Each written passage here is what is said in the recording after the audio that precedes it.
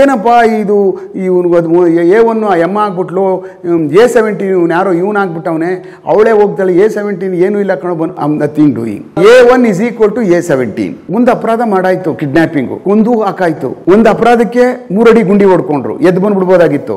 ಮತ್ತೆ ಅದನ್ನ ಡಿಸ್ಪೋಸ್ ಸಾಯಿಸಿದ್ರು, 6 ಅಡಿ ಹೊಡ್ಕೊಂಡ್ರು, ಎತ್ಕೊಂಡು ಬಿಸಾಕ್ಬಿಟ್ರು, ಇನ್ನು 3 ಅಡಿ 9 ಅಡಿ ಆಯ್ತು. ಒಂದು 4 ಜನ ರೆಡಿ ಮಾಡಿದ್ರು, ದುಡ್ಡು ಕೊಟ್ಟು ಒಂದು 30 ಲಕ್ಷನ.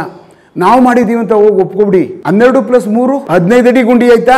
ಕಾಲಿಂದ ಕೆಳಗಡೆ ಸುತ್ಕೊಂಡು ಬಂದವ್ರು, ಅವರೇ ಸುತ್ಕೊಂಡು ಅವರೇನೆ ಕಾಲು ಕೈ ಮುಖ ಎಲ್ಲ ಸೇರಿಸ್ಬಿಟ್ಟು ಸುತ್ಕೊಂಡ್ಬಿಟ್ಟವ್ರೆ. ಕುತ್ತಿಗೆಗೆ ಹಾಕಿ ಕಣ್ಣಿಗೂ ಸೇರಿಸ್ಕೊಂಡು ಹಾಕಬಿಟ್ಟವ್ರು ಅವರು ಎವಿಡೆನ್ಸ್ನ. ಯಾರು ಇದನ್ನ ಮಾಡ್ತಾರೆ ಅಂದ್ರೆ ಈ ಜಗತ್ತಿನಲ್ಲಿ ಅತ್ಯಂತ ದಡ್ಡರು ಯಾರಿದಾರೋ ಅವ್ರು ಮಾಡ್ತಾರೆ. ಸತ್ತಾದ್ಮೇಲೆ ಆ ಬಾಡಿನ ತಗೊಂಡೋಗಿ ಸುಡುವಂಥದ್ದು, ಬಿಸಾಕುವಂಥದ್ದು, ಅವನು ಏನು ಯಾರಿಗೂ ಸಿಗಬಾರ್ದು ಈ ಸಮಾಜದಲ್ಲಿ ಇನ್ನು ಮುಂದೆ ಅಂತ ಅನ್ನುವಂಥದ್ದು ಏನಾರು ಮಾಡೋಕೆ ಹೋಗ್ತಾನಲ್ಲ, ಅವಾಗ ಎಲ್ಲ ತಪ್ಪುಗಳನ್ನು ಮಾಡ್ಕೊಂಡು ಹೋಗ್ತಾನೆ ಮನುಷ್ಯ.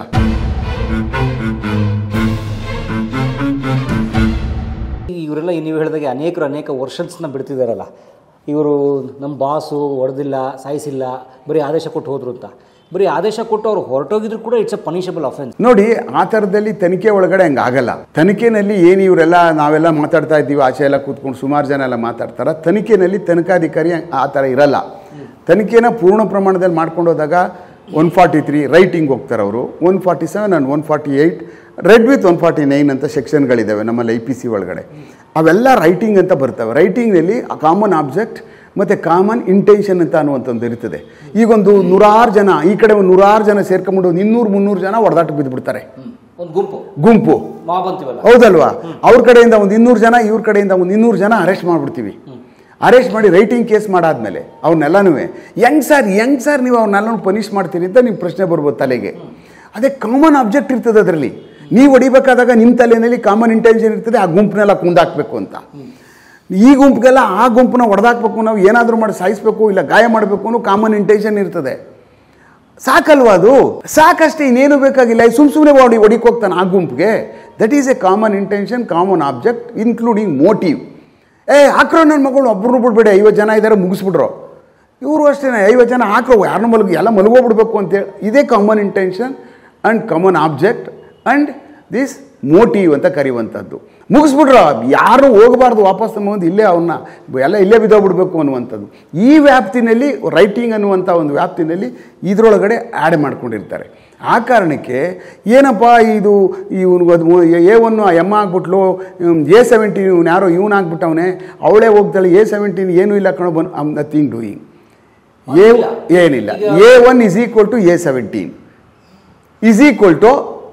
= ಅವರಿಬ್ಬರದು ಅಷ್ಟೇ +1 ಅಷ್ಟೇ, ಇಬ್ಬರದು, ಅವರು ಇವರು ಎಲ್ಲ ಸಮನೆ. ಸೊ ಈಗ A1 ಜಾಸ್ತಿ, A17 ಕಮ್ಮಿ, ಹಂಗೆ ಅದೆಲ್ಲ ನೀವು ಕ್ರಮಬದ್ಧವಾಗಿ ಏನಾದರೂ ಮಾಡ್ಕೊಂಡು ಬರಬೇಕಲ್ಲ. ತನಿಖೆ ಕ್ರಮ ಅದು ತನಿಖೆನಲ್ಲಿ ಹೇಳ್ಕೊಂಡು ಬರಬೇಕಲ್ಲ. ಈಗ ಚಾರ್ಜ್ ಶೀಟಲ್ಲಿ ತನಿಖೆನಲ್ಲಿ ಹೆಂಗೆ ಬರ್ಬೋದು? ತನಿಖೆನಲ್ಲಿ ಆ್ಯಕ್ಟ್ರನ್ನ ಈಗ ಇವನ್ನೇ ಹಾಕೋಬೋದು A1 ಅಂತ. ಈಗ ರಿಮ್ಯಾಂಡ್ ಅಪ್ಲಿಕೇಶನಲ್ಲಿ ಹಿಂಗೆ ಹೋಗ್ತಾ ಇದೆ. ಈಗ ಚಾರ್ಜ್ ಶೀಟ್ ಒಳಗಡೆ ನಾನು ಅವನು ಮಾಡ್ಕೊಳ್ತೀನಿ, ಅಲ್ಲಿ ಬದಲಾಯಿಸೋಕ್ಕೆ ಸಾಧ್ಯ ಇದೆ, ಅಲ್ಲಿ ಮಾಡ್ಕೋತೀನಿ ನಾನು.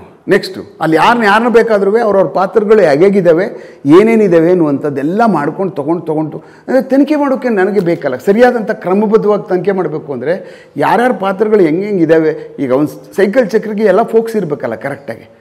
ಸುಮ್ಮನೆ 3 ಕಡೆ 3 ಇದ್ಬಿಟ್ರೆ ಚಕ್ರನೇ ಮುರಿದೋಗ್ಬಿಡ್ತದಲ್ಲ. ಬಲಾಢ್ಯವಾಗಿ ಎಲ್ಲನೂ ಸೇರಿಸಿರ್ಬೇಕಲ್ಲ. ಒಳ್ಳೆ ಚಕ್ರ ಮುಂದೆ ಹೋಗ್ಬೇಕು ಅಂದಾಗ ಹಂಗೆ ಎಲ್ಲದನ್ನೂ ಸೇರಿಸ್ಬೇಕಲ್ಲ ನಾವು. ಹಾಗೆ ಮಾಡಿ ಈ ಕಾಮನ್ ಇಂಟೆನ್ಷನ್, ಕಾಮನ್ ಆಬ್ಜೆಕ್ಟ್ ಮತ್ತು ಮೋಟಿವ್ ಒಳಗಡೆ ಬರ್ತಾರೆ ಅಂತ ಎಸ್ಟಾಬ್ಲಿಷ್ ಮಾಡೋಕ್ಕೆ ಹೋಗ್ಬೇಕಂತ ಸಮಯದಲ್ಲಿ ಅತ್ಯಂತ ಚಾಲೆಂಜು ಇರ್ತದೆ ಪೊಲೀಸವ್ರಿಗೆ. ಏನು ಸುಮ್ಮನೆ ಅಲ್ಲ ಇದು. ಯಾವುದೇ ರೈಟಿಂಗ್ ಕೇಸ್ಗಳನ್ನ ಪ್ರೂವ್ ಮಾಡಬೇಕಾದಂಥ ಸಮಯದಲ್ಲಿ ನಾವುಗಳು ಕಾಮನ್ ಆಬ್ಜೆಕ್ಟ್ ಮತ್ತು ಕಾಮನ್ ಇಂಟೆನ್ಷನ್ ಇದೆಯಲ್ಲ, ಅದು ನಮಗೆ ಯಾವತ್ತೂ ಸ್ವಲ್ಪ ಬಿಗ್ ಚಾಲೆಂಜ್ ಕೋರ್ಟಲ್ಲಿ. ಅದು ಸುಮ್ಮನೆ ಹಂಗೆ ನಾವು ಮಾತಾಡಿದ್ರೆ ಪ್ರಯೋಜನ ಆಗಲ್ಲ. ಅದು ಪೇಪರ್ ಮುಖಾಂತರ, ತನಿಖಾ ಪೇಪರ್ ಮುಖಾಂತರ ಇರಬೇಕದು. ಅವ್ರು ಎಲ್ಲಿ ಮಾತಾಡಿಕೊಂಡ್ರು, ಎಲ್ಲಿ ಕಾನ್ಸ್ಪಿರಸಿ ಮಾಡಿದ್ರು, ಹೆಂಗೆಲ್ಲ ಅವರು ಅದನ್ನು ಡಿಸ್ಪೋಸ್ ಮಾಡಬೇಕು. ನೋಡಿ ಇದರಲ್ಲಿ ಏನಾಗಿದೆ, ಯಾಕೆ ಈ ಕೇಸು ಭಾಳ ಬೇರೆ ಅಪರಾಧಕ್ಕಿಂತ ಬೇರೆ ಡೈಮೆನ್ಷನ್ ತೊಗೋತಾ ಇದೆ ಅಂದರೆ, ಒಂದು ಅಪರಾಧ ಮಾಡಾಯಿತು, ಕಿಡ್ನ್ಯಾಪಿಂಗು, ಕೊಂದು ಹಾಕಾಯಿತು. ಒಂದು ಅಪರಾಧಕ್ಕೆ 3 ಅಡಿ ಗುಂಡಿ ಹೊಡ್ಕೊಂಡ್ರು, ಎದ್ದು ಬಂದುಬಿಡ್ಬೋದಾಗಿತ್ತು. ಮತ್ತು ಅದನ್ನು ಡಿಸ್ಪೋಸ್ ಸಾಯಿಸಿದ್ರು, 6 ಅಡಿ ಹೊಡ್ಕೊಂಡ್ರು. 6 ಅಡಿ ಆಯಿತು, ಎತ್ಕೊಂಡೋಗಿ ಬಿಸಾಕ್ಬಿಟ್ರು, ಎಲ್ಲಾದರೂ ಏನಾದ್ರು ಮಾಡ್ರು, ಏನು ಇಲ್ಲಿ ಹಂಗೆ ಇಟ್ಬಿಟ್ರೆ ತಗೊಂಡೋದ್ರು ಅಲ್ಲಿಗೆ. ಇನ್ನು 3 ಅಡಿ 9 ಅಡಿ ಆಯಿತು. ಪುನಃ 3 ಅಡಿ ಅದಾದ ತಕ್ಷಣ ಏನಾಗೋಯ್ತು, ಸುಮ್ಮನೆ ಇರಬೇಕಾಗಿತ್ತಲ್ವ, ಒಂದು 4 ಜನ ರೆಡಿ ಮಾಡಿದ್ರು ದುಡ್ಡು ಕೊಟ್ಟು ಒಂದು 30 ಲಕ್ಷನ. ನಾವು ಮಾಡಿದ್ದೀವಿ ಅಂತ ಹೋಗಿ ಒಪ್ಕೊಬಿಡಿ, ನಾವೇ ಮಾಡಿದ್ದು ಎಲ್ಲನೂ, ಯಾರೂ ಗೊತ್ತಿಲ್ಲ, ನಮ್ಮ ಹಣಕಾಸಿನ ವ್ಯವಹಾರ ಆಯಿತು, ಕರ್ಕೊಬಂದು ಹೊಡೆದ್ಬಿಟ್ವಿ ಅಂದ್ಬಿಟ್ಟು ಹೇಳ್ಬಿಟ್ಟು ಪೊಲೀಸವ್ರ ಮುಖಾಂತರ ಅರೆಸ್ಟ್ ಆಗಿ ಹೋಗ್ಬಿಡಿ ಅಂತ ಅಂದ್ಬಿಟ್ಟು ಅಂತ. 12 + 3 15 ಅಡಿ ಗುಂಡಿ ಆಯ್ತಾ. ಅದಾದ ಮೇಲೆ ಪೂರ್ತಿ ಬೇರೆ ಬೇರೆ ಬೇರೆ ಅವನು ಈ ಪಾಪ ಈ ಬಾಡಿದ ಇವ ರೇಣುಕಾ ಸ್ವಾಮಿ ಅವನ ಕತ್ತಲಿದ್ದು ಚೈನ್ ಎತ್ಕೊಂಡಾಗ ಅವ್ನು ಹೆಂಡ್ತಿ ಇದೆಲ್ಲ ಪೇಪರಲ್ಲಿ ಬರ್ತಾ ಇರೋದು, ಟಿ ವಿಲಿ ಬರ್ತಾ ಇರೋದು ನಾನು ಹೇಳ್ತಾ ಇದ್ದೀನಿ. ಇಂಥ ಎಲ್ಲ ದುಷ್ಕೃತ್ಯಗಳನ್ನ ಮಾಡಿದ್ದಾರೆ ಒಂದೊಂದೇ. ಅಂದರೆ ಒಂದೊಂದು ಎವಿಡೆನ್ಸ್ನ ಬಾರ್ಬಟ್ ವೈರ್ನ ಅವರು ಕಾಲಿಂದ ಕೆಳಗಡೆ ಸುತ್ಕೊಂಡು ಬಂದವ್ರು, ಅವರೇ ಸುತ್ಕೊಂಡು ಅವರೇನೆ ಕಾಲು ಕೈ ಮುಖ ಎಲ್ಲ ಸೇರಿಸ್ಬಿಟ್ಟು ಸುತ್ಕೊಬಿಟ್ಟವ್ರೆ, ಕುತ್ತಿಗೆಗೆ ಹಾಕಿ ಕಣ್ಣಿಗೂ ಸೇರಿಸ್ಕೊಂಡು ಹಾಕೊಬಿಟ್ಟವ್ರು ಅವರು ಎವಿಡೆನ್ಸ್ನ. ಯಾರು ಇದನ್ನು ಮಾಡ್ತಾರೆ ಅಂದರೆ ಈ ಜಗತ್ತಿನಲ್ಲಿ ಅತ್ಯಂತ ದಡ್ರ ಯಾರಿದ್ದಾರೋ ಅವ್ರು ಮಾಡ್ತಾರೆ. ಯಾಕೆ ಅಂತ ಕೇಳ್ಬೋದು ನೀವು. ಯಾಕೆ ಸರ್ ಇಷ್ಟೊಂದು ದಡ್ರ ಅವರು, ಬುದ್ಧಿವಂತರಲ್ವ ಅಂತ ನೀವು ಕೇಳ್ಬೋದು. ಹೌದು, ಇಷ್ಟಿದೆ. ಆಮೇಲೆ ಇಷ್ಟೊಂದು ಪಿಕ್ಚರಲ್ಲೆಲ್ಲ ಹಿಂಗೆಲ್ಲ ತುಂಬ ಡೈರೆಕ್ಟರ್ಗಳ ಜೊತೆ ತುಂಬ ಬೇರೆ ಬೇರೆಯವ್ರ ಜೊತೆ ಎಲ್ಲ ಮಿಂಗಲ್ ಆಗ್ತಾರೆ, ತುಂಬ ನಾಲೆಡ್ಜ್ ಬರ್ತದೆ ಅಂತ ಅನ್ನುವಂಥದ್ದು ನೀವು ಕೇಳ್ಬೋದು. ಯಾಕೆ ಸರ್ ಹಿಂಗೆ ಅಂದ್ಬಿಡ್ತೀರಲ್ಲ ನೀವು ಅಂತ. ಯಾಕೆ ನಾನು ಅಗಂತೀನಿ ಅಂದರೆ, ಒಬ್ಬ ಮನುಷ್ಯನ ಕೊಂದು ಹಾಕಿದ್ಮೇಲೆ ನೀವು ಬುದ್ಧಿಭ್ರಮಣೆ ಆಗ್ಬಿಡ್ತದೆ ನಿಮಗೆ. ನಿಮ್ಮ ಮನಸ್ಸು ನಿಮ್ಮ ಸ್ಥಿತಿನಲ್ಲಿರೋದಿಲ್ಲ, ನಿಮ್ಮ ಕಂಟ್ರೋಲಲ್ಲಿ ಇರಲ್ಲ. ನಿಮ್ಮ ಬಯಾಲಜಿಕಲ್ ಸಂಬಂಧಪಟ್ಟಂಥ ದೇಹದಲ್ಲಿರ್ತಕ್ಕಂಥ ವರ್ತನೆಗಳು ಬದಲಾವಣೆ ಆಗಿಬಿಡ್ತವೆ. ನೀವು ಒಂದಲ್ಲ ಒಂದು ತಪ್ಪುಗಳನ್ನ ಮಾಡ್ಕೊಂಡು ಹೋಗ್ತಾನೆ ಇರ್ತೀರಿ. ನೀವು ನಾನು ಅದರಿಂದ ತಪ್ಪಿಸ್ಕೋಬೇಕು, ಒಂದು ತಪ್ಪು ಮಾಡ್ತೀರಿ. ಅದಾಗಬಾರ್ದು, ಅದನ್ನು ತಪ್ಪಿಸ್ಕೊಂಡು ಇನ್ನೊಂದು ತಪ್ಪು ಮಾಡ್ತೀರಿ. ಹಂಗೆ ತಪ್ಪಿನ ಮೇಲೆ ತಪ್ಪುಗಳು ಮಾಡುವಂಥದ್ದು ಒಬ್ಬ ಮನುಷ್ಯನ ಸತ್ತಾದ ಮೇಲೆ ಆ ಬಾಡಿನ ತೊಗೊಂಡೋಗಿ ಸುಡುವಂಥದ್ದು, ಬಿಸಾಕುವಂಥದ್ದು, ಅವನು ಏನೂ ಯಾರಿಗೂ ಸಿಗಬಾರ್ದು ಈ ಸಮಾಜದಲ್ಲಿ ಇನ್ನು ಮುಂದೆ ಅಂತ ಅನ್ನುವಂಥದ್ದು ಏನಾರು ಮಾಡೋಕ್ಕೆ ಹೋಗ್ತಾನಲ್ಲ, ಆವಾಗ ಎಲ್ಲ ತಪ್ಪುಗಳನ್ನು ಮಾಡ್ಕೊಂಡು ಹೋಗ್ತಾನೆ ಮನುಷ್ಯ. ಆ ಗಾಡಿ ಹಿಂದ್ಗಡೆ ಗಾಡಿ ಇದೆ ಅಂದರೆ, ಬಾಡಿ ಇದೆ, ಎತ್ಕೊಂಡೋಗಿ ಡಿಸ್ಪೋಸ್ ಮಾಡಬೇಕು ಅಂತ ಓಡಿಸ್ಕೊಂಡು ಹೋಗ್ತಾನಲ್ಲ ಅವನು ಡ್ರೈವರು, ಅವನು ತುಂಬ ದೂರ ಓಡಿಸೋಕ್ಕೆ ಅಪರೂಪ ಆ ಥರ ಓಡಿಸ್ಕೊಂಡು ಹೋಗವ್ರೆ ಅಂದರೆ ಅವ್ರು ಭಾಳ ಯಾರೋ ಗಟ್ಟಿಪಿಂಡಗಳು ಅಂತ. ಅಂದರೆ ಗಾಡಿಗೊಂದು ಹೆಣ ತಗೊಂಡೋಗೋದು ಅತ್ಯಂತ ಕಷ್ಟದ ಕೆಲಸ ಏನಾದರೂ ಇದ್ದರೆ ಪ್ರಪಂಚದಲ್ಲಿ. ಕೃತ್ಯ ಮಾಡಿ ಆ ಬಾಡಿನ ತಗೊಂಡೊಬ್ಬ ಮನುಷ್ಯನ ದೇಹವನ್ನು ತಗೊಂಡೋಗ್ಬಿಟ್ಟು ಡಿಸ್ಪೋಸ್ ಮಾಡೋಕ್ಕೆ ಹೋಗುವಂಥ ಟೈಮೇ. ಅವನಿಗೆ ಬ್ರೇಕ್ ಯಾವುದು, ಅವನಿಗೆ ಎಕ್ಸ್ಲೇಟರ್ ಯಾವುದು, ಕ್ಲಚ್ ಯಾವುದು ಅನ್ನುವಂಥ ಸ್ಥಿತಿನೇ ಕಳ್ಕೊಬಿಟ್ಟಿರ್ತಾನೆ ಅವನು.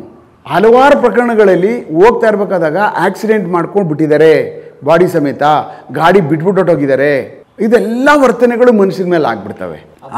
ಭಯ ಅಷ್ಟು ಸುಲಭ ಅಂತ ತಮಾಷೆ ಭಯ ಅಲ್ಲ ಅದು. ಒಬ್ಬ ಮನುಷ್ಯನ ಸಾಯಿಸ್ಬಿಟ್ಟಾದ್ಮೇಲೆ, ಯಾಕೆಂದರೆ ಏನು ಅರೆಸ್ಟ್ ಆಗ್ತೀನಿ, ಜೈಲಿಗೆ ಹೋಗ್ತೀನಿ, ಆಮೇಲೆ ಸಮಸ್ಯೆ ಹಿಂಗಾಗ್ತದೆ, ಇನ್ನೇನು ಕತೆ ಆಗಬೇಕು, ಎಷ್ಟು ದುಡ್ಡು ಖರ್ಚಾಗ್ತದೋ, ಎಲ್ಲಿ ದುಡ್ಡು ತಂದು ಕೊಡೋದು, ನಮ್ಮ ಸಮಾಜದಲ್ಲಿ ಮರ್ಯಾದೆಗಳು ಎಲ್ಲ ಥರವಾದಂಥ ಇನ್ಯಾವುದೇ ಇದರಲ್ಲಿ ನಿಮ್ಗೆ ಅದು ಆಗಲ್ಲ. ದುಡ್ಡು ಹೋಯ್ತಾ, ನಿಮ್ಗೆ ಒಂದೇ ಒಂದು ಅಯ್ಯೋ ಕಳ್ಕೊಬಿಟ್ನಲ್ಲ, ಏನೋ ಮಾಡೋಣ, ಯಾರಿಗೂ ಹೇಳೋಣ, ಏನೋ ಆಗೋಯ್ತು, ಲಾಸ್ ಆಗೋಯ್ತಾ, ಆ ಒಂದು ಆಸಿಲೇಷನ್ ಬೇರೆ ಥರ ಇರ್ತದೆ. ಇದೆಯಲ್ಲ, ಇದು ಭಾಳ ಅತ್ಯಂತ ಈ ಒಂದು ಇದಾಗ್ಬಿಡುತ್ತೆ ಇಂಥ ಪ್ರಕರಣಗಳಲ್ಲಿ. ಇನ್ನೊಂದು ಪ್ರಕರಣ ಯಾವುದಾದ್ರು ಈ ಥರ ಯಾವ್ದಾದ್ರು ಇದೆಯಾ ಅಂತ ಕೇಳ್ಬೋದು ನೀವು. ಅದು ಪ್ರಾಸ್ಟಿಟ್ಯೂಷನಲ್ಲಿ.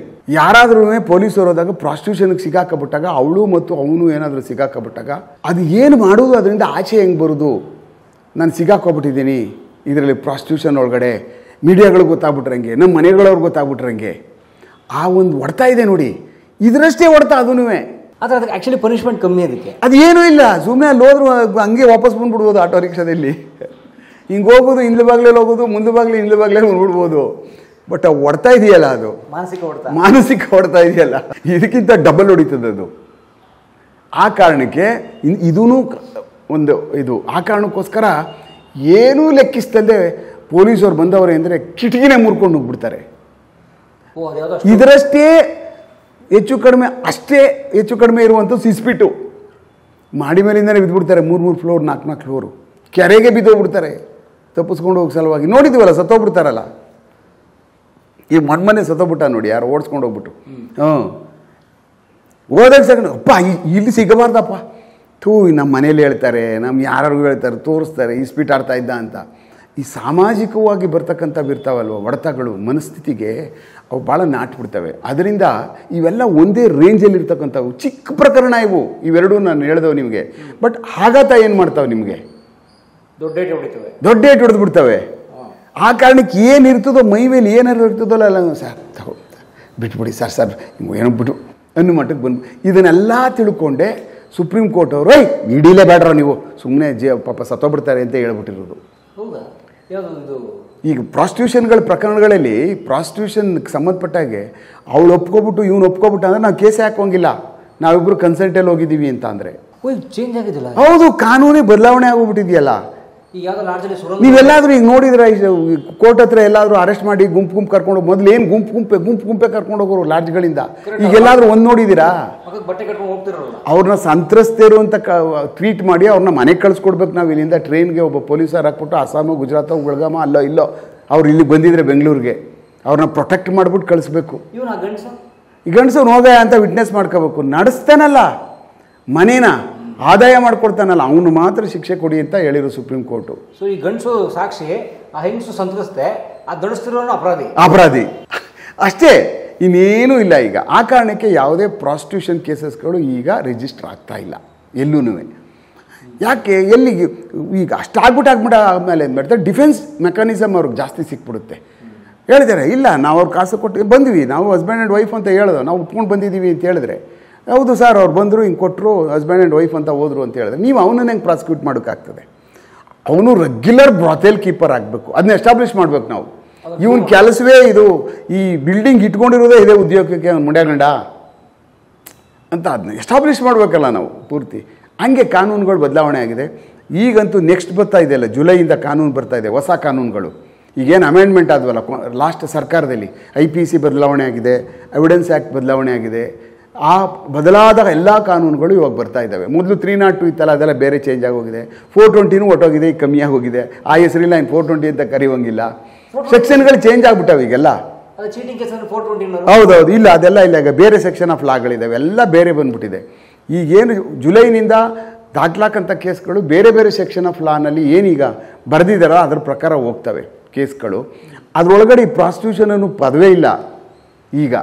ಬೇರೆ ಅದು ನಮ್ಮ ಲೋಕಲ್ ಲಾಸ್ಗಳು, ಸ್ಪೆಷಲ್ ಲಾಗಳಲ್ಲಿದೆ, ಅದು ಸಪ್ರೆಷನ್ ಆಫ್ ಇಮ್ಮಾರಲ್ ಆ್ಯಕ್ಟ್ ಅದು ಇದು ಅಂತ. ಅದ್ರ ಕೆಳಗಡೆ ಇದು ಮಾಡಿ ಅವಳು ಯಾಕೆ ಬರ್ತಾಳೆ? ಅಕಸ್ಮಾತ್ ಪ್ರಾಸ್ಟಿಟ್ಯೂಷನ್ ಮಾಡೋಕ್ಕೆ ಬಂದಿದ್ದಾಳೆ ಅಂದರೆ ಯಾಕೆ ಬರ್ತಾಳೆ ಅವಳು? ಅವಳಿಗೆ ಸಮಸ್ಯೆ ಇದೆ ಜೀವನದಲ್ಲಿ, ಅವಳನ್ನ ರೆಸ್ಕ್ಯೂ ಮಾಡಿ ಮನೆಗೆ ಬಿಟ್ಬಿಡಿ ಅಷ್ಟೇ. ಸಾಮಾಜಿಕ ಸಮಸ್ಯೆ ರೀ ಇದು, this is A social problem ಅಂತಾರೆ ಅವರು. ಜೀವನ ಇಲ್ಲ. ಹೌದು, ಅವಳು ಬರಬೇಕು ಅಂದರೆ ನೀವು ತೊಂದರೆ ಮಾಡಿದ್ದೀರಿ ಅವಳಿಗೆ, ಅವಳಿಗೆ ಉದ್ಯೋಗ ಕೊಡಲಿಲ್ಲ, ಅವಳಿಗೆ ಊಟ ಆದಮೇಲೆ ಅವಳಿಗೆ ಬೇರೆ ದಾರಿ ಮಾಡಿಕೊಟ್ಟಿಲ್ಲ ನೀವು ಸರ್ಕಾರಗಳು. ಅದನ್ನು ಮಾಡೋದು ಬಿಟ್ಟು ನೀವು ಇವಳು ಹಿಡಿದ್ಬಿಟ್ಟು ಜೈಲಿಗೆ ಕಳಿಸ್ಬಿಟ್ರೆ, ಅವಳಿಗೂ ಉದ್ಯೋಗಗಳಿದ್ದು ಅವಳು ಬದುಕೋಕ್ಕೂ ಬೇರೆ ಬೇರೆ ಅವಕಾಶಗಳಿದ್ರೆ ಅವಳು ಯಾಕೆ ಇಲ್ಲಿಗೆ ಬರ್ತಿದ್ಲು ಅನ್ನುವಂಥದ್ದು ಜುಡಿಷಿಯರಿ ವ್ಯಾಪ್ತಿ. That is also A correct. ಅದು ನಾವೇನು ತಪ್ಪು ಅಂತ ಏನು ಹೇಳುವಂಗೆ ಏನಲ್ಲ ಅದು. ಹಾಗೆ ಅದಕ್ಕೋಸ್ಕರನೇ ಈಗ ಆ ಒಂದು ಕೇಸ್ಗಳು ಎಲ್ಲೂ ಇಲ್ಲ, ನೀವೆಲ್ಲೂ ನೋಡ್ತಾನೂ ಇಲ್ಲ ಯಾವುದೇ ಪ್ರಕರಣಗಳು ದಾಖಲಾಗ್ತಕ್ಕಂಥವನ್ನ. ನಾವು ವಾಪಸ್ ಬಂದುಬಿಡ್ತೀನಿ. ಈ ಒಂದು ಫ್ರೇಮಲ್ಲಿ ಈ ತನಿಖೆ ನಡೀತಾ ಇದೆ. ಯಾವುದು ಇವರ ಒಂದು ದೊಡ್ಡ ಪ್ರಕರಣ. ಇವರೊಳಗಡೆ ತುಂಬ ಚೈನ್ ಆಫ್ ಎವಿಡೆನ್ಸಸ್ಗಳನ್ನ ಕಲೆಕ್ಟ್ ಮಾಡುವಂಥದ್ದು. ಅಂದರೆ ಈಗಾಗಲೇ ನಾವು ತುಂಬ ಜನ ಮಾತಾಡ್ಬಿಟ್ಟಿದ್ದಾರೆ ಏನೇ ಚೈನ್ ಆಫ್ ಎವಿಡೆನ್ಸಸ್ಗಳು, ಚೈನ್ ಆಫ್ ಈವೆಂಟ್ಗಳು, ಬಯಾಲಜಿಕಲ್ ಎವಿಡೆನ್ಸಸ್ಗಳು, ಸೈಬರ್ ಎವಿಡೆನ್ಸಸ್ಗಳು, ಆಮೇಲೆ ಡಿಜಿಟಲ್ ಎವಿಡೆನ್ಸಸ್ಗಳು, ಆಮೇಲೆ CCTV ವಿಡಿಯೋ ಎವಿಡೆನ್ಸಸ್ಗಳು ಪೂರ್ತಿ ಕಲೆಕ್ಟ್ ಮಾಡ್ಕೊಳ್ಳುವಂಥದ್ದು. ಅದಾದಮೇಲೆ ಎಕ್ಸ್ಟ್ರಾ ಜುಡಿಷಿಯಲ್ ಕನ್ಫೆಷನ್ಸ್ಗಳು. ನಾನು ಮರ್ಡರ್ ಮಾಡ್ಬಿಟ್ಟು ಹಿಂಗೆ ಅಯ್ಯೋ ಹೋಗಿದ್ವಪ್ಪ ರಾಮಾಯಣ ಮುಂದೆ ಬಿಟ್ಟು ನಮ್ಗೆ ಕೇಳಲಿಲ್ಲ ಕಣೋ, ಮುಂದೆ ಹಿಂಗೆ ಆಗೋಗ್ಬಿಟ್ಟಿದೆ ಘಟನೆ, ಏನು ಮಾಡೋದು ಅಂತ ನಿಮ್ಮ ಹತ್ರ ಹೇಳಿದ್ರೆ ನಿಮ್ಮನ್ನು ನಾವು ಬಳಸ್ಕೋಬೋದು. ಸಾರ್ ನಮ್ಮ ಹತ್ರ ಬಂದು ಹಿಂಗೆ ಹೇಳ್ದೆ ಸರ್ ಅವನು ಅಂದ್ಬಿಟ್ಟು ಅಂತ. ದಟ್ ಈಸ್ ಆಲ್ಸೋ ಏನು ಎವಿಡೆನ್ಸ್. ಅದಾದಮೇಲೆ ಪ್ರತ್ಯಕ್ಷದರ್ಶಿಗಳು, ಇವರೇನು ಶೆಡ್ಡದು ಸುತ್ತ ಬಾಗಿಲದಪ್ಪ ಯಾರು ಹೋಗ್ಬಿಟ್ರಿ, ಏನು ಐ ವಿಟ್ನೆಸ್ ಇಲ್ಲ ಹಾಗೆ ಹೀಗೆ ಅಂತ. ಅದನ್ನೆಲ್ಲ ನಾವ್ಯಾಕೆ ಮಾತಾಡಬೇಕು? ಮಾತಾಡೋದು ತಪ್ಪು. ಐವಾಗ ಏನೇನು ಕಾಣಿಸಿರ್ತದೆ ಅದರೊಳಗಡೆ, ಯಾರು ಬೇರೆಯವ್ರು ಇರ್ಬೋದು, ಕಾರ್ ನೋಡೋಕೆ ಹೋಗಿರ್ಬೋದು, ಬಿಡಿಸ್ಕೊಬರೋಕೆ ಹೋಗಿರ್ಬೋದು, ಜನ ನೋಡಿರ್ಬೋದು. ನಾವು ಈಗಲೇ ಯಾರೂ ಇಲ್ಲ ಅಂತ ಅಂದ್ಬಿಟ್ಟು ಹೇಳ್ಬಿಟ್ರೆ ತಪ್ಪಾಗ್ಬಿಡುತ್ತದು. ಯಾವ ಕಾರಣಕ್ಕೂ ಆ ಥರ ಪ್ರತ್ಯಕ್ಷ ಸಾಕ್ಷಿಗಳಿಲ್ಲದೆ ಇರ್ತಕ್ಕಂಥ ಕೇಸು ಖಂಡಿತವಾಗಲೂ ಆ ಥರ ಪ್ರಿಸಂಪ್ಷನ್ನ ನಾವ್ಯಾಕೆ ಮಾಡ್ಕೋಬೇಕು? ತನಿಖಾಧಿಕಾರಿಗೆ ಬಿಟ್ಟಿದ್ದು, ತನಿಖೆ ಮಾಡ್ತಕ್ಕಂಥವ್ರಿಗೆ ಬಿಟ್ಟಿದ್ದು. ಅಲ್ಲಿ ಯಾರಿದ್ರು, ಅದನ್ನ ನೋಡಿದವ್ರು ಯಾರು, ಅದನ್ನೆಲ್ಲ ಪತ್ತೆ ಮಾಡ್ತಾರೆ ಅವರು. ಅದನ್ನು ನಾಳೆ ದಿವಸ ಚಾರ್ಜ್ ಶೀಟಲ್ಲಿ ತರ್ತಾರೆ ಏನು ಸತ್ಯ ಇತ್ತು ಅಂತ ಅನ್ನುವಂಥದ್ದು. ಅದಕ್ಕೆ ಮೊದಲನೇ ನಾವು ಏನೇನಿದೆ ಅಂತ ನಾವೇ ಕೂತ್ಕೊಬಿಟ್ಟು ಇಲ್ಲದೇ ಇರೋ ನಾವೆಲ್ಲನೂ ಅದೆಲ್ಲ ಪ್ರೆಷರ್ ಅಂತ ಕರೀತಾರೆ ಅದನ್ನು. ಇದರಲ್ಲಿ ಯಾಕೆ ನಾವು ಮಾತಾಡ್ತಾ ಇದ್ದೀವಿ ಅಂತ ಅಂದರೆ, ಈ ಪ್ರಕರಣನ ಇದು ವಿಶೇಷ ಪ್ರಕರಣ ಪೊಲೀಸ್ಗೆ. ಆ್ಯಕ್ಚುಲಿ ನೋಡಿ, ಈ ಪ್ರಕರಣ ಸಾಮಾನ್ಯವಾಗಿ 3 ಜನ ಆರೋಪಿಗಳು ಬಂದರು, 4 ಜನ ಕೂತ್ಕೊಂಡು ಸರ್ ತಪ್ಪು ಮಾಡಿಬಿಟ್ಟು ಸರ್ ನೆನ್ನೆ ದಿವಸ ಮರ್ಡರ್ ಆಗಿರುತ್ತೆ, ಇವತ್ತು ಬಂದರು ತಪ್ಪು ಮಾಡ್ಬಿಟ್ಟು ಸರ್ ಕಿಡ್ನ್ಯಾಪ್ ಮಾಡ್ಕೊಂಡು ಬಂದ್ಬಿಟ್ಟು ನಾವು ಮರ್ಡರ್ ಮಾಡಿಬಿಟ್ಟಿದ್ದೀವಿ ಸರ್, ಕ್ಷಮಿಸ್ಬಿಡಿ ಸರ್. ಹೌದಾ, ಹೆಂಗೆ ಮಾಡಿದ್ರಿ? ಕ್ರೊನಾಲಜಿಕಲಿ ಹೇಳ್ಬಿಡ್ತಾರೆ. ಅಲ್ಲಿ ಕಿಡ್ನಾಪ್ ಮಾಡ್ಕೊಂಡು ಬಂದು ರಸ್ತೆನಲ್ಲಿ ಹೊಡ್ಕೊಂಡು ದುಡ್ಡಿಲ್ಲ ಅಂತ ಅಂದ, ಹಿಂಗೆ ಆಗ್ಬಿಟ್ಟು ಹೆಚ್ಚು ಕಡಿಮೆ ಆಗೋಯ್ತು. ಬರ್ತಾ ಇರ್ಬೇಕಾದಾಗ ಇಲ್ಲೆಲ್ಲ ಓಡಾಡ್ದು, ಅಲ್ಲಿ ಇಲ್ಲಿ ಎಲ್ಲ ಸುತ್ತಾಡ್ದು, ಎಲ್ಲಿ ಏನು ಮಾಡೋದು, ರಾತ್ರಿ ಎಲ್ಲಿ ಇಟ್ಕೊಳ್ಳೋದು ಅಂದ್ಬಿಟ್ಟು ಅಂತ ಹೇಳ್ತಾರೆ. ಆ ಕಡೆ ಇದಕ್ಕೆಲ್ಲ ಓದು ರಾಜರಾಜೇಶ್ವರಿ ನಗರ ಅಲ್ಲಿ ಇಲ್ಲಿ ಯಾವ್ದಾರ ಫ್ರೆಂಡ್ ಮನೆಗೆಲ್ಲರೂ ಇರಿಸ್ಬಿಟ್ಟು ಏನೋ ಮಾಡೋಣ ಅಂದ್ಬಿಟ್ಟು ಅಂತ. ಆಮೇಲೆ ಕೊನೆಗೆ ನೋಡು ಸತ್ತೋಗ್ಬಿಟ್ಟಿದ್ದ, ತಂದು ಬಾಡಿ ಬಿಸಾಕ್ಬಿಟ್ಟ ಸಾರ್ ಅಂದ್ಬಿಡ್ತಾರೆ.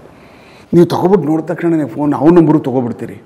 ತಗೊಂಡು ನೋಡ್ತಾ ಹೋದಲ್ಲ ಇವರೆಲ್ಲ ರಾತ್ರಿ ಹೇಳ್ದಂಗೆ ಆಗಿದೆ ಕಣೋ, ರಾಜರಾಜೇಶ್ವರಿ ನಗರ ಅಲ್ಲಿ ಇಲ್ಲಿ ಓಡಾಡೋರು ಕಣೋ, ನೆನ್ನೆಯಿಂದ ಎಲ್ಲ ಕರೆಕ್ಟ್ ಸತ್ಯ ಹೇಳ್ತಾರೆ ಕಣೋ ಅವರು ಅಂದ್ಬಿಟ್ಟು ಅವ್ರನ್ನ ಅರೆಸ್ಟ್ ಮಾಡಿಬಿಟ್ಟು ಅವ್ರು ಏನು ಹೇಳ್ತಾರೋ ಅದ್ರ ಪ್ರಕಾರ ಬರ್ಕೊಂಡು ನೀಟಾಗಿ ಜೈಲಿಗೆ ಬಿಟ್ಬಿಟ್ಟಿದ್ರೆ ಈ ಪ್ರಕರಣ ಚಾಪ್ಟರ್ ಕ್ಲೋಸ್. ಹೌದಲ್ವಾ? ಒಂದು ಗಟ್ಟಕ್ಕೆ ಈ ಪ್ರಕರಣ ಇಲ್ಲಿಗೆ ಚಾಪ್ಟರ್ ಕ್ಲೋಸ್ ಆಗಿಬಿಡ್ತಿತ್ತು. ಅವ್ರು ಹೇಳೋ ಕತೆ ನಂಬೋ ಪೊಲೀಸ್ ಆಗಿದೆ. ಹೌದೌದು.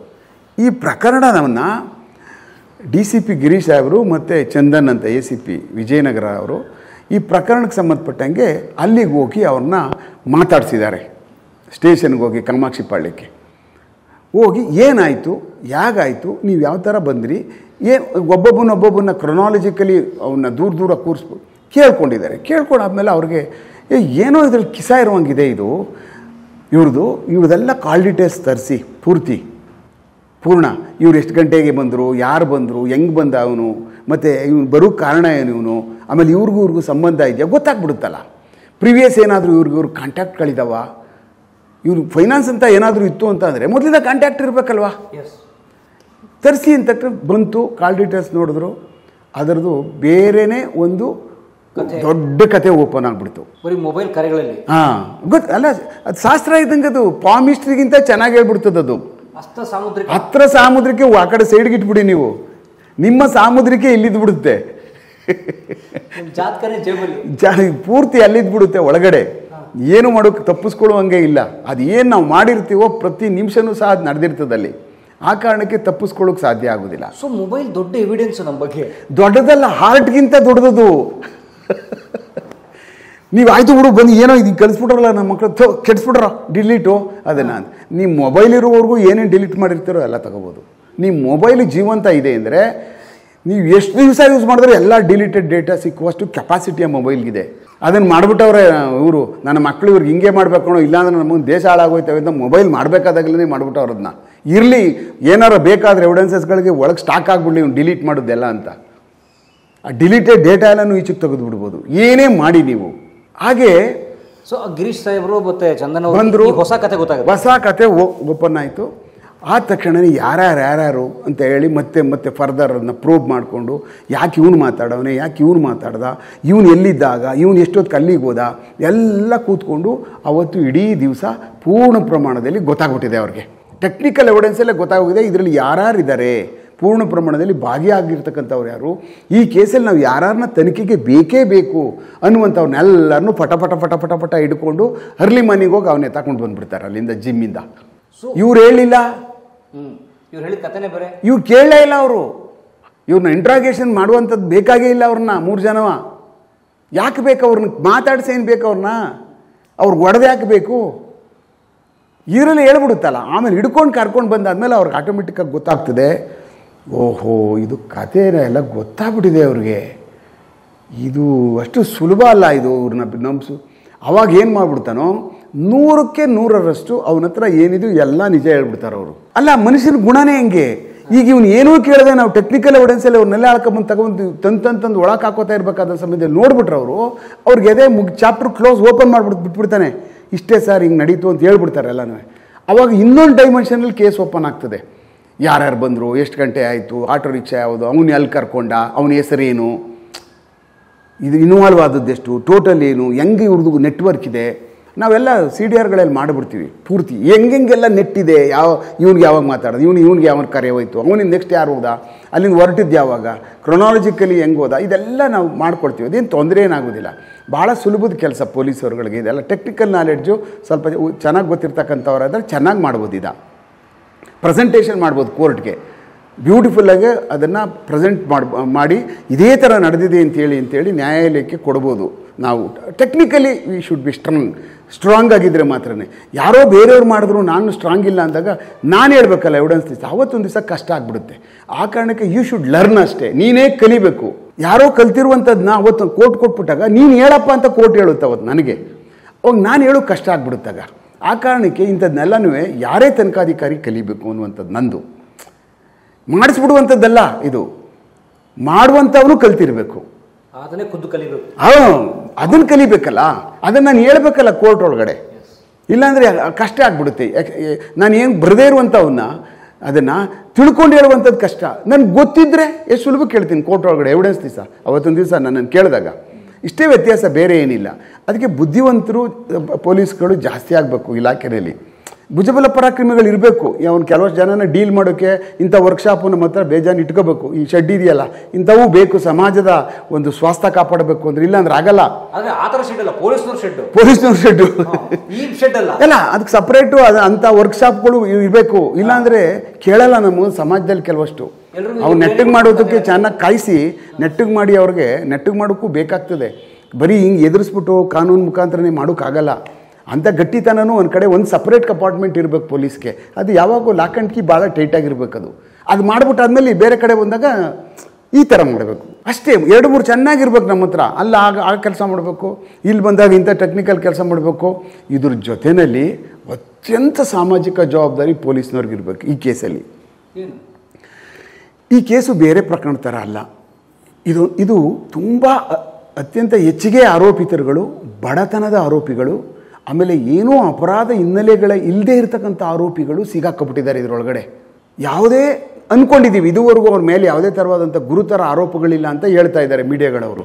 ಆ ಥರ ಇದ್ದಾಗ ಇವ್ರ ಮನಸ್ಸುಗಳ ಮೇಲೆ ಅಗಾಧವಾದಂಥ ಪರಿಣಾಮ ಬೀರುತ್ತೆ, ಇವರ ಮನೆಗಳ ಮೇಲೆ ಅಗಾಧವಾದಂಥ ಪರಿಣಾಮ ಬೀರುತ್ತೆ, ಇವರ ಅಕ್ಕ ತಂಗಿದಿರು ತಂದೆ ತಾಯಿಯರ ಮೇಲೆ ಸಿಕ್ಕಾಬಟ್ಟೆ ಪ್ರಭಾವ ಬೀರುತ್ತೆ.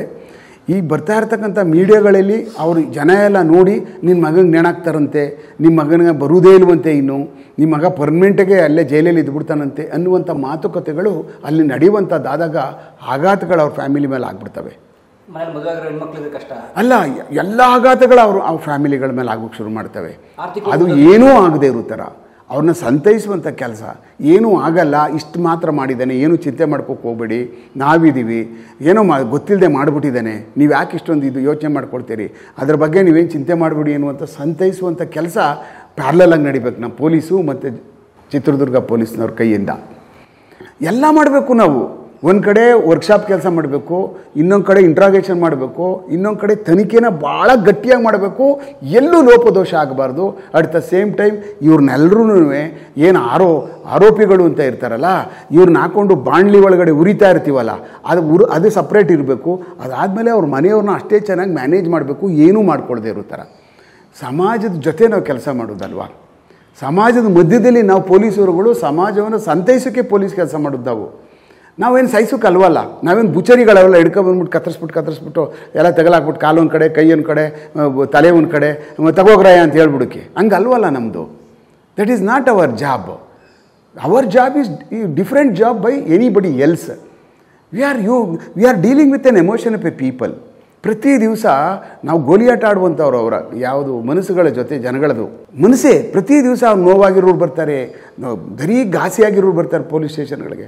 ಅವ್ರ ಜೊತೆ ನಾವು ಚೆನ್ನಾಗಿ ಭಾಳ ಚೆನ್ನಾಗಿ ಅವ್ರನ್ನ ನಿರ್ವಹಣೆ ಮಾಡುವಂಥ ಶಕ್ತಿ ನಮಗೆ ಬೇಕಲ್ಲ, ಅದೆಲ್ಲ ಬಳಸಬೇಕು ಇದರೊಳಗಡೆ. ಇದನ್ನು ಮರಿಬಾರ್ದು.